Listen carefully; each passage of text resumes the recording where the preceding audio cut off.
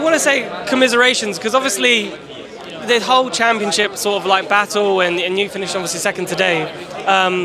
You want to win, and the way that you drove today, especially in qualifying with you and Nick, was unreal.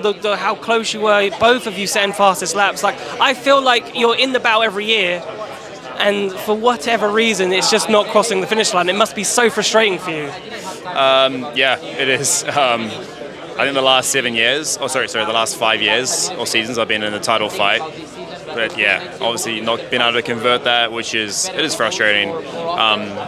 It's still a lot of pride I can take from my seasons. At one point I was like 80 points off, I think, in the lead, and coming into like Sao Paulo or something. So I caught up a lot. I did what I could. I had a really strong year, but unfortunately not enough.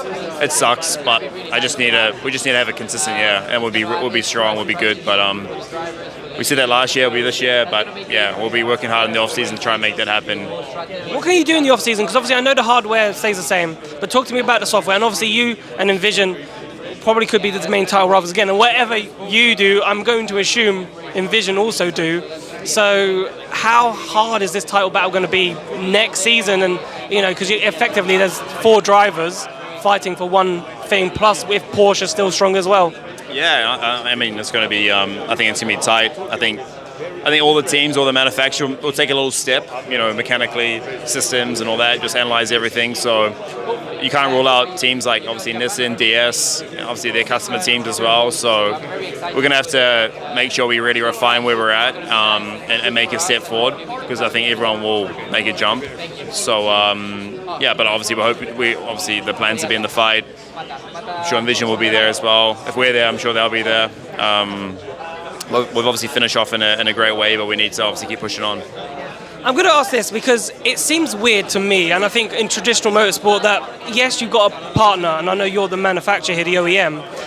Do you think at some point in this series we won't be as friendly, helping the customer team as much if you're fighting for championships later down the line? Because at the end of the day, Jaguar probably wanted to win the team's championship over than Envision, and it'd probably be a better story for Jaguar to win the team's championship because in a Jaguar car rather than an Envision in a Jaguar car.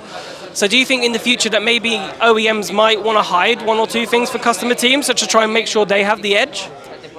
I've got no idea. Obviously, this is like our first experience having a customer team, so it's probably not a question for me. It's probably one for James, but I really doubt that. I think we've worked really well together. Just talking about our Envision relationship, I think our development growth has been because we've got 4 cars, and we know the added benefit that 4 drivers, the brain power from another team has.